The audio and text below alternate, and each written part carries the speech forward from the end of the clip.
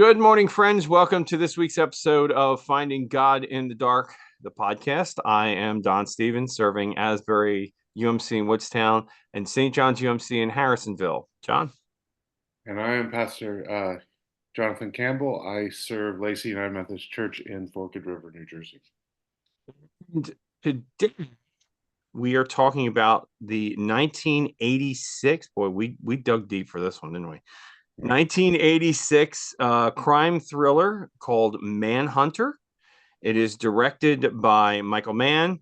Yeah. Stars William Peterson, Joan Allen, Brian Cox as Hannibal Lecter, Dennis Farina. Um, who else? Stephen Lang. I was surprised to see Stephen Lang in it. That one, I didn't realize he had been around quite that long. And Tom Noonan, who some might remember as the bad guy from that very bad Arnold Schwarzenegger Last Action Hero film. Um, it is based on the Thomas Harris novel called Yeah. Red Dragon and was remade later into that film Red Dragon with Ed Norton. And It's the first in the series of the Silence of the Lamb movies. So, folks will know Harris from writing Silence of the Lambs. yeah. Um, so let's talk a little bit about this. It is a quintessential 80s film. Yeah, it's also a cult. I think it's interesting. I didn't rewatch Red Dragon, but I think this is really interesting because of the two films, this is the one that's gotten the cultural cachet. It's the cult classic Mm-hmm. of the two films, which I think is really interesting to think about. One of the things that I loved watching it, rewatching it, is I forget sometimes how much I love how Michael Mann paints a movie. Like Okay. he really So uses, talk more about that. yeah, I'm not sure I know what you mean. he uses he uses color and shapes and building designs to like just really add so much emotion and context to the scene, to the actor. It's to me it's just beautiful to watch. It's just how he plays off color, how he did, emphasizes a color or even uses shadow. It's just to me it's just it doesn't surprise me that this movie got a high score from the audience, but got an almost 100% Rotten Tomatoes score from critics because he just does a masterful. He's just masterful at just framing and shooting a beautiful movie. I don't know how else to put it.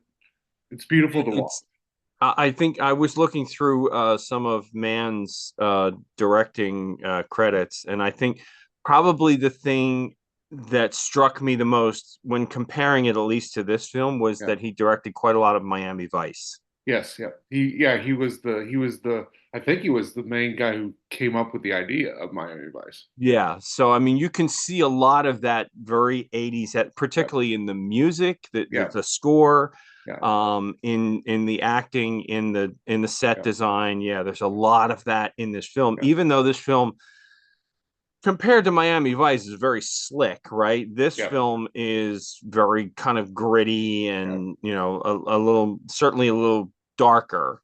Yeah.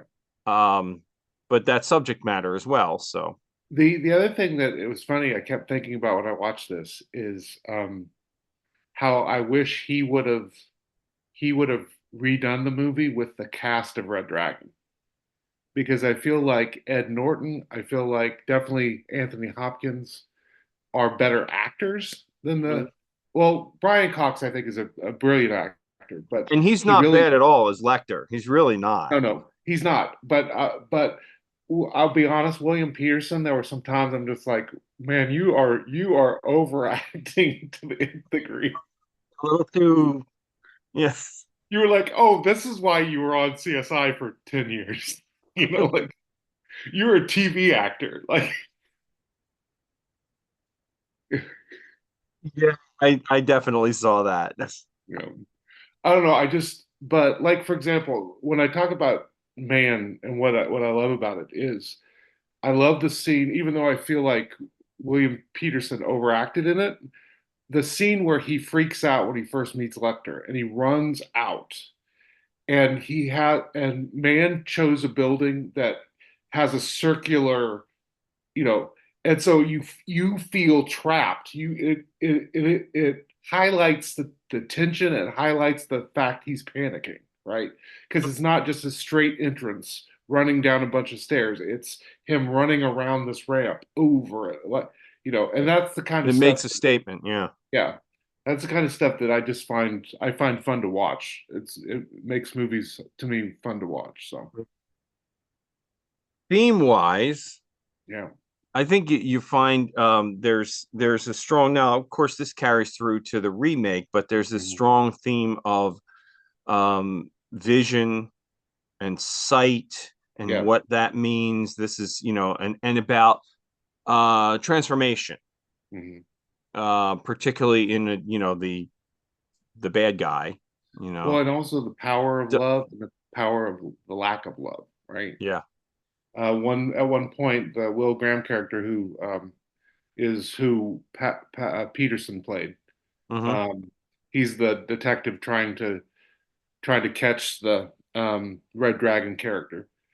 He talks about he does all this because he wants to be wanted and he wants to be loved, and he's creating dolls to give him the love and adoration he wants, and he didn't get.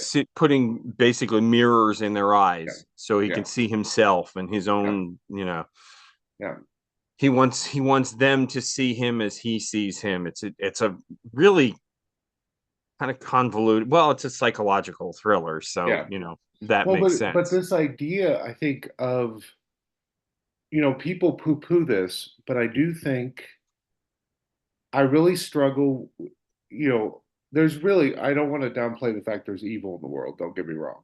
Mhm. But we have a tendency to go like, I would never be a slaveholder, or I would never have been a Nazi, or I would have never, done this horrible thing. Yeah. Or we tend to make the people that do horrible things in the world, and I'm not justifying what they do, but we tend to make them other. And this movie, at least a couple notes, made you struggle with the fact that this guy wasn't loved. He wasn't, there wasn't affection and desire put to him.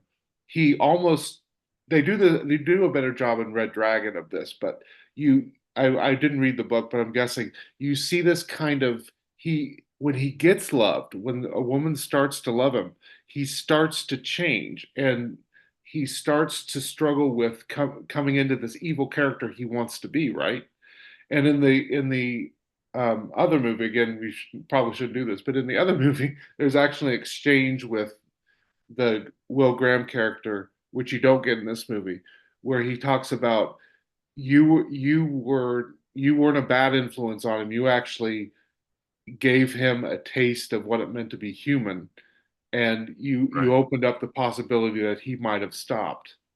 And so I don't know. To me, this movie helps remind you that this evil character that does evil things is not this other thing. He's a human being. And that's something I think we shouldn't lose sight of, not only because you don't want to turn even people that do evil things into these subhuman people, but also I think you risk a real danger, all of us do, when we act like sin is something out there and not something in here.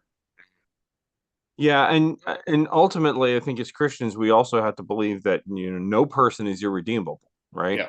No Mhm. one is irredeemable. Yeah. God can work miracles and often does. Yeah. So yeah, from a certain perspective, I can see that. He's still a pretty bad guy. Oh, no, no, I'm not I'm not saying I would like to hang out with him. I'm We're just we're not going to have a beer together. I'm just saying that I think it is important for Christians to recognize even the people that do monstrous things are still human beings. And I think more importantly that we all have the capacity to be to do monstrous things. If Well, we and in Yeah, some ways, not wholly different from us, right? yeah, The word you used, to be the other, and I yeah, guess we throw that term around sometimes, that of othering someone, yeah, right? because when you do that, when we do that, so if I can say, well, that person doesn't disagree with me, they're not going to vote the way I'm going to vote, or they're not going Yeah, to think the way I think, yeah. so they're evil. Well, And and it's very easy to do that.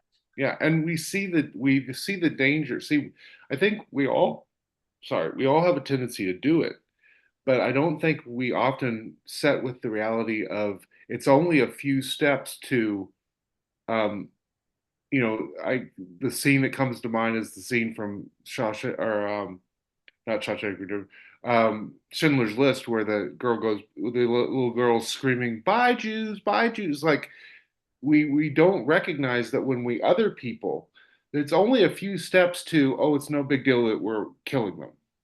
That they're not truly good people. They're not even people. Like it's not too many steps from a simple othering to I don't care if they get hurt or killed.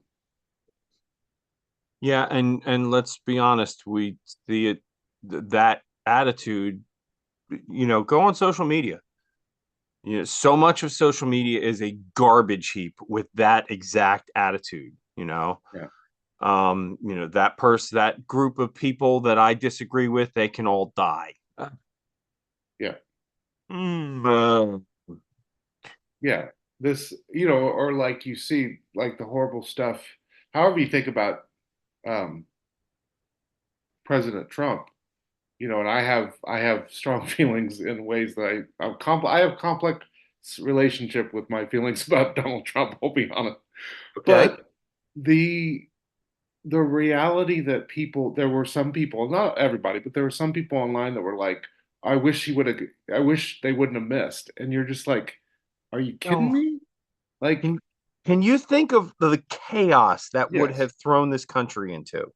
Absolutely. And I also, not just on a personal level, whatever you think of him, however bad you think he is, he has kids that love him. He has a wife. Like he has people in his life Yep. that care for him. And him being dead has an impact on all of those people's lives. And for us not to care about that is just Not not horrible. not just dead, but violently dead, right? Yeah. Yeah. Yeah. You know, but Yep. I mean, I think that's the risk. I mean, that's part of the reason we're doing our conversation on Tuesday. But part of the risk of the othering process is if you're not careful at some point, you root for the person to die, or you don't care if people are rounded up. Or like I like to remind people that in at the turn of the 20th century, if you wanted to be well educated, you went to study in Germany. It was considered the height of Western culture. Mm-hmm. And that society is a society that fell victim and to this madness of othering. And so it's not like the German people weren't well respected. They were believed to be the height of culture. And Right. so, if they can fall victim to this, anybody the point we should take from that is that anybody can fall victim to this. And so it should be keep us all on guard to not. Yeah, I mean, let's be honest that that intellectual German culture gave us Karl Barth Yeah, and Dietrich Bonhoeffer. yeah, So, yeah, you know, absolutely. yeah, let's back up a little And bit. Sigmund Freud, and like Yeah, psychology doesn't right, exist without Sigmund Freud, and right, he was almost executed, because he was Jewish. Like, what's the, right, right. you know, Einstein, he had to run for his life, you know.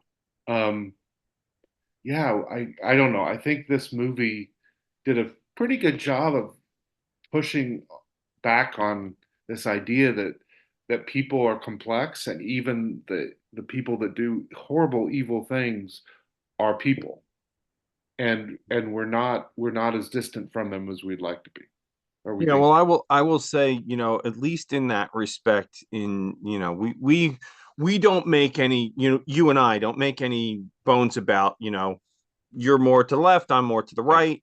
That's we make that pretty clear. yeah, But then, as someone on the right, I stand away from at least one of those very right wing ideas is that, conservatives are pro capital punishment. Well, I'm not. yeah, I don't like the idea of capital punishment. I don't want the state to kill yeah, people for yeah, me. yeah. I don't like that idea. I think that that's a bad ending to, again, no one's irredeemable. Well, and in some political, I'm a political science major, love politics, and in some political theory, there's some people argue that the spectrum actually circles in on itself and becomes a circle. And so the far extremes of the left and the far extremes of the right really collapse back together. Because ultimately, if you, I think, anyway, that's be my argument. When you start really demonizing the other side, at some point you just turn into this chaotic mess. Wherever you started, you just turn into this chaotic mess where it's about power and about violence, and that's it. You know, Yes, I hear and you. yeah, I didn't. We didn't really. I didn't really ask you what was your. You hadn't seen this before, so what was your impression of the movie? Well, I mean, I'd seen the remake. Yeah. And as I was watching this, I thought either either they've done like a shot by shot, the Mhm. remake was done shot by shot, Mm. or I have seen parts of this at least before because some of it was very familiar. Yes, Um, they clearly both movies used the book. So there are scenes, especially with Lecter, this primary scene with Lecter in both movies. I think probably I don't know. I haven't read the book, but my guess is that they pretty much take it out of the book because it's very very similar. What's interesting is this movie ended with a shootout where the other movie ends with the killer trying to kill Will Graham's family. Um, yeah, I which do I think remember that. which my guess is actually in the book because it's a much more powerful and also kind of haunting ending in a way that this one was more like macho, kind of male, kind of Very uh, 1986. yes, very 1986, very honestly, very Miami Vice. Cop Yeah. runs through the window, and they have I a mean, fight even kind of thing. even to the symbolism of when the bad guy is shot in his apartment and he's laying on the ground, the blood stain Yeah, underneath of him starts to look like wings between his arms and his body, like he was yeah, becoming the red dragon after he was dead. yeah. Which yeah, there was that. I mean, it was interesting. I think I was probably very distracted by it being so much of an 80s film. Mhm. And the soundtrack and all of that. I think there's still some of the soundtrack is still in my head, Well, a few days later. what's funny, I think, is you realize it's not so much of an 80s film as a Man film, but Man had such a big impact that 80s films basically became Manish. Like, Yeah, well, let's see. What else did he I was looking through his IMDb. He's directed Last of the Mohicans, yeah.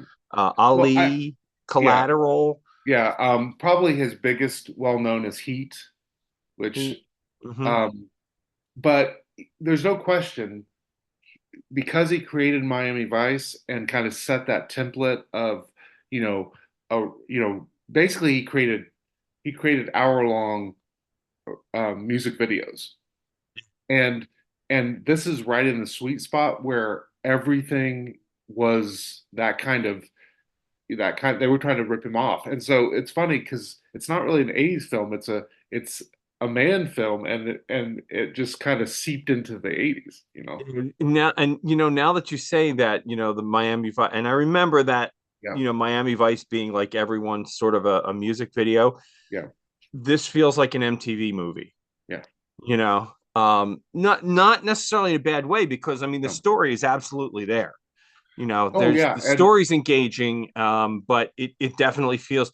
particularly like you mentioned with William Peterson's acting is kind of over the top, and That's why I wish man could have done a do-over with like Norton and with because and what I thought was interesting was how Cox played Lecter versus how Anthony Hopkins played Lecter. You know, and I've never watched Succession. I don't know if you watched that show, but no Succession, but it's on HBO, and Brian Cox plays basically a Rupert Murdoch. Yeah, Murdoch character, and he's like the patriarch of this big media empire. And it's interesting how much he plays that guy similar to Lecter, where he's just intimidating and he's scary because you're like, he would beat me up right now. But what's interesting is um, I think um, Anthony Hopkins plays Lecter where you think he could bite my nose off. Like like he won't just beat me up, he'll like eat me. Like it's just interesting how they play it. And what's interesting is in this movie they never talk about the fact that he's Hannibal the cannibal or anything like that, which I thought was interesting. yeah.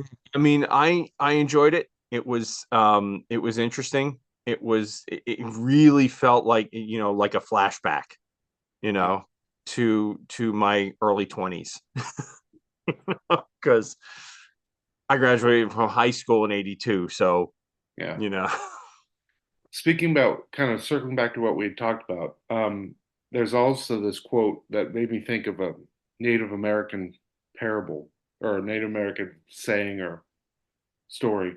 In the scene with Lecter and with Will Graham in the prison cell, um, Lecter says, "Oh, you've come." He essentially says, "You've come back to get the scent of hunting, of the guys that kill people like this." But he right. goes, "If you want the scent, just smell yourself." Smell yourself. Yeah, I remember that.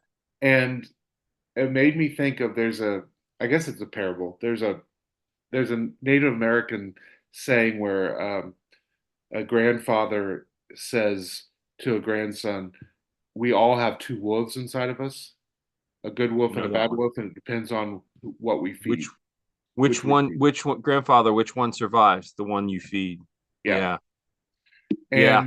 And to me, that is at the heart, really, of almost every religious tradition, including Christianity, is answering that question. Hmm. How do you take the monster inside of you and contain it and control it and actually transform it? Like this movie talks about transformation, but um, we're interested in transformation too, but we want to become more Christ-like, not more devilish or Not more more dragon like. Yeah. yeah. And so that question is something I think all Christians need to keep in the front of their mind. How do I feed the good wolf? How do I become Christ-like? How do I move forward every day? I tell my kids sometimes I go like, don't compare yourself to other people, compare yourself to who you were a year ago. And if you're moving in the right direction, then you're succeeding. So that idea, and I think especially that's a huge part of Wesleyan tradition, right? We really emphasize this idea of sanctification.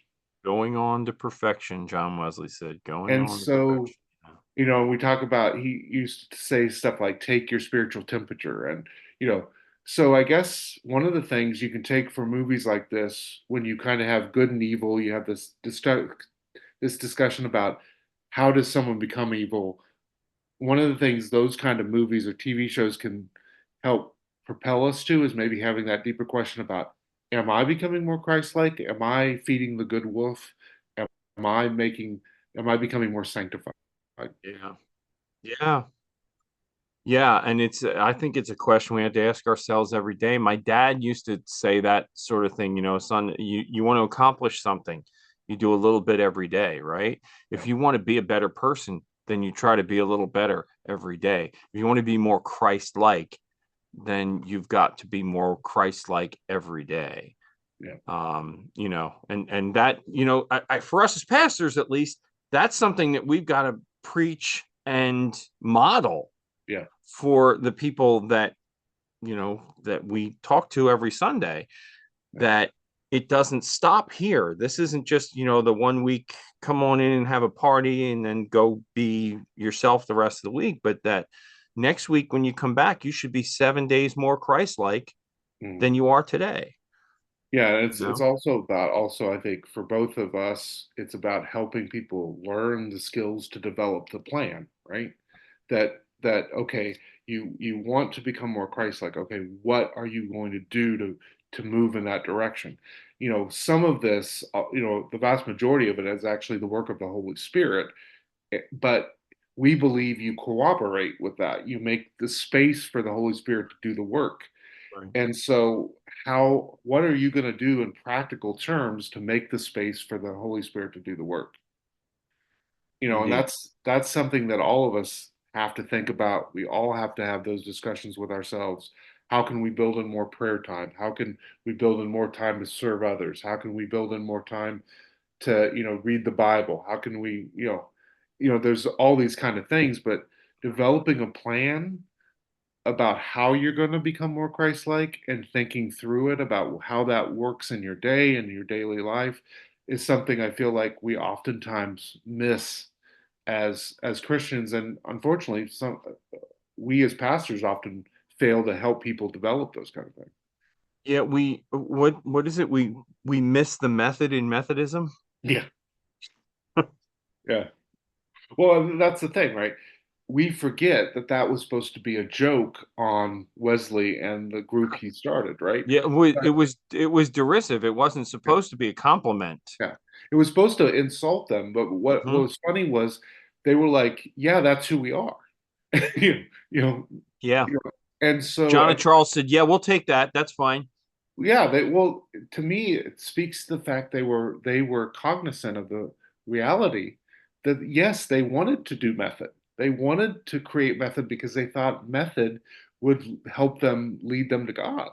Yeah. Like, and so I think what's sad is we've kind of Methodists have bought into this culture where we don't talk about that a lot. I don't know about you, but I've always had pushback when I go like, let's start an accountability group, and everybody's like, accountability, and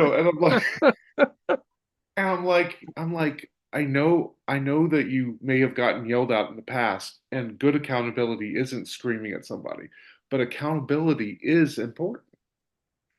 I'll tell you, at least from personal experience. Now, in church context, yeah, I've had the similar kind of pushback on accountability. But for personally, I had an accountability group early on in my ministry with three other pastors, and it's probably one of the most influential things that has occurred in my entire career Yeah, as a pastor. So, yeah, yeah, it's huge. It is huge. absolutely. Um, so we got to start thinking about next week. Any Your turn. other thoughts on this film? Um, I'm really actually, as nerdy as this sounds, I'll accept it. I'm actually excited now to go see Red Dragon and watch that again. Watch it again. Yeah. Yeah. Okay. Well, I think let's try to be completely honest about films. This is it's a psychological thriller. Yes. It's a Hannibal Lecter film. If you've seen Yeah. Silence of the Lambs, you have kind of an idea of Yeah. what you're in for. Yeah. Um, it's a fun film, but it is very strong themes. There's a Yeah. little bit of violence, Yeah. tiny bit of language, some sexual innuendo. Yeah. Be aware. Yeah. Um, but let us move on to what we'll watch next week. It's your turn now, Um, so what's that? it's your turn. So Yeah, I know it's my turn, but I'm would you look at this? I'm going to hold this up to the camera, okay? Because I just pulled up Netflix on my phone, and look what the first film is underneath of horror movies. can't see it. What is? Red Dragon. Oh, that's hilarious. Just saying. I'm just saying. Okay, now Although I know what I'll be watching tonight. it's on Netflix. I'm actually gonna scroll down here because I want to look at something. Um, Not necessarily a horror film, right? We Although it could, is yeah, October, it yeah. is, you know, I'm completely okay with a scary or horror movie this month. I'll give you that. scary movie season is kind of the way my my oldest daughter, she likes to watch horror movies on Valentine's Day. I don't know what that says about our relationships. I'm just it's out there. Uh You're just warning the prospective men. yes, warning the prospective men. Um it's an interesting one because I've done stuff on this one before. Have you ever seen Zombieland? Yes, Okay. Um I think that one's really interesting it is. from a certain perspective. It is, yeah.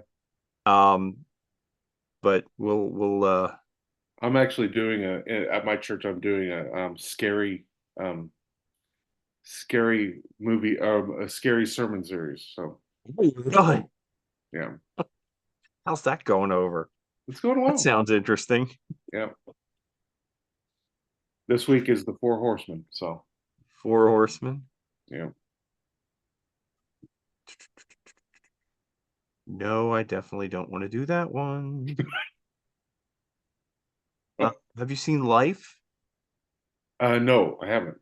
Okay, so that one is a